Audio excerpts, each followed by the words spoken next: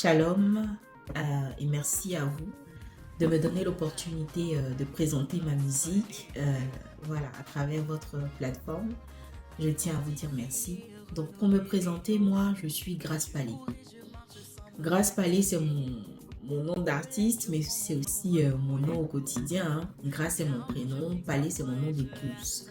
Je suis épouse et mère de 3 enfants.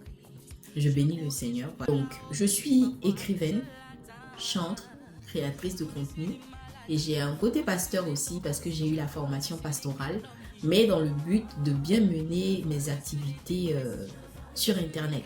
Voilà, ce n'est pas pour être établi sur une église. Je suis beaucoup sollicitée par des personnes pour des prières, pour des conseils. Donc voilà, j'ai juste voulu faire la formation pour accompagner ce que je fais dans le ministère, en plus de chanter, en plus d'écrire, en plus de faire des vidéos pour exhorter. Voilà.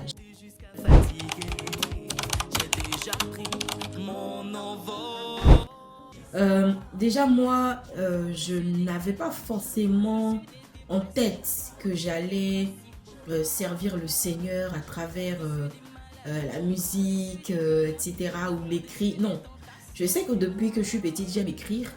J'inventais des histoires. On a connu une maladie de notre enfant, de notre nouveau-né. C'est dans cette mouvance-là, en fait, dans cette atmosphère qu'est née quand même grâce sur Internet. Mais après cette épreuve, il y a eu beaucoup de choses que le Seigneur a commencé à me révéler. Ça a été un point de départ pour une ouverture pour moi vers le surnaturel. C'est à partir de là que j'ai commencé à vivre, entendre, expérimenter des choses surnaturelles. C'est d'ailleurs à partir de cette expérience que j'ai écrit mon premier livre aussi, intitulé 90 idées royales pour un trimestre glorieux. Donc c'est à partir de là même que j'ai commencé à rencontrer des hommes de Dieu qui ont commencé à me donner des prophéties sur mon appel. Je pense quand même que dans mon adolescence, j'avais reçu plusieurs paroles, sauf que bon, ça m'a échappé. Et quand c'est devenu palpable, c'est avec la maladie qu'a eu ma fille, mais bien avant, j'avais commencé à avoir une soif particulière. Vers fin 2019, j'avais commencé à avoir une soif particulière pour les choses du surnaturel. Et dans cette quête-là, je pense que le Seigneur devait quand même me secouer un peu avant de me faire découvrir de nouvelles choses. Et après, voilà, ce choc, j'ai compris, j'ai su vraiment ce à quoi le Seigneur m'appelait. Je cours et je marche sans me fatiguer. Comme un lait, je prends. Sachez que ce sont des choses sur lesquelles je dois encore mettre des mots. Voilà, pour l'instant, c'est encore même abstrait pour moi. J'arrive pas forcément à vous donner clairement les astuces ou comment je fais, ou je sais pas quoi dire. Tout ce que je sais, c'est qu'à un moment donné de ma vie, quand j'ai commencé vraiment à faire des vidéos, à prier un peu différemment, je sais qu'à ce moment-là, le Seigneur m'a donné des capacités. Si vous voulez, il m'a fait découvrir des capacités qu'il avait mises en moi pour la mission. Donc moi, aujourd'hui, par la grâce de Dieu, je suis capable de faire beaucoup de choses à la fois. Des capacités surnaturelles, tout simplement. C'est vrai qu'il y a l'organisation, attention, mais je ne suis pas fatiguée de réfléchir à ma musique. Je ne suis pas fatiguée d'être en train de penser à ce que je vais écrire pour les réseaux sociaux. Enfin, quand je dis je ne suis pas fatiguée, c'est là, hein, sinon je me repose. Voilà, je fatigue quand même et je me repose. Mais je veux vous dire que c'est une passion. C'est ma vie en fait. C'est quelque chose qui fait partie de moi. Je pense tout simplement que quand le Seigneur vous appelle pour une mission, il vous équipe pour cette mission-là. Il vous qualifie. Donc, il savait que j'allais faire plein de choses.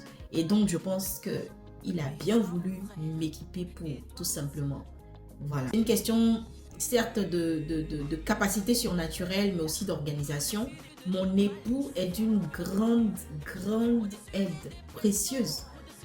Je ne sais pas quoi vous dire, quel mot mettre là-dessus, à part mon mari même. Voilà, et mon mari me soutient, mon mari me booste. Et ça fait tout, ça change tout. En vrai, si je dois donner un secret, c'est là. Le Seigneur m'a mise aux côtés de la bonne personne.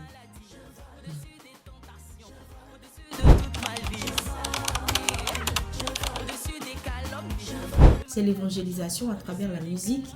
C'est le message du Christ, c'est le message du Seigneur à travers la musique. C'est la louange, c'est l'adoration à travers la musique.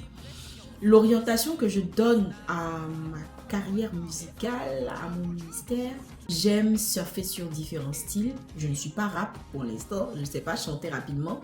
J'aime surfer sur différents styles. J'aime aller découvrir voilà, un nouveau style et essayer de voir si j'arrive quand même à poser ma voix là-dessus.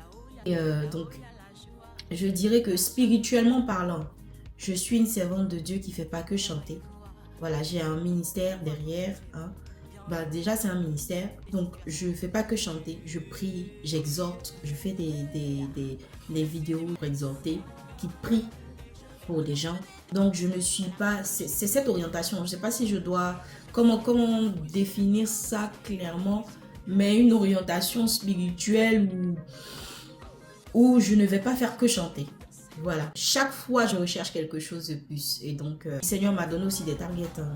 Je sais que la chante de l'Éternel, la servante de Dieu, Dena Moana est aussi un modèle.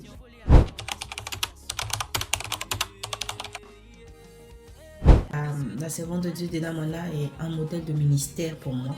Je ne suis pas forcément focus sur ce qu'elle va sortir comme musique, mais juste pour vous dire que c'est ce qu'elle va faire de ce qu'elle a sorti qui m'intéresse le plus. Donc, je vais aimer la voir parler du Seigneur et tout. Donc, voilà, c'est un modèle pour moi, elle m'influence aussi.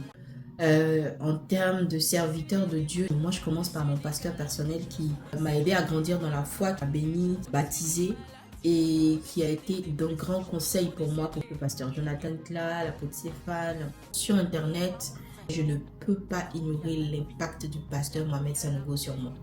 C'est mon père aussi en ligne. Voilà. Les chantres, j'ai parlé de Dena Moana, mais j'écoutais beaucoup Constance aussi avant. J'écoute toujours quand elle fait sortir de nouvelles chansons. J'ai Constance, Amand, bien sûr, et dans le groupe Gaël, j'écoutais voilà, la Nadège.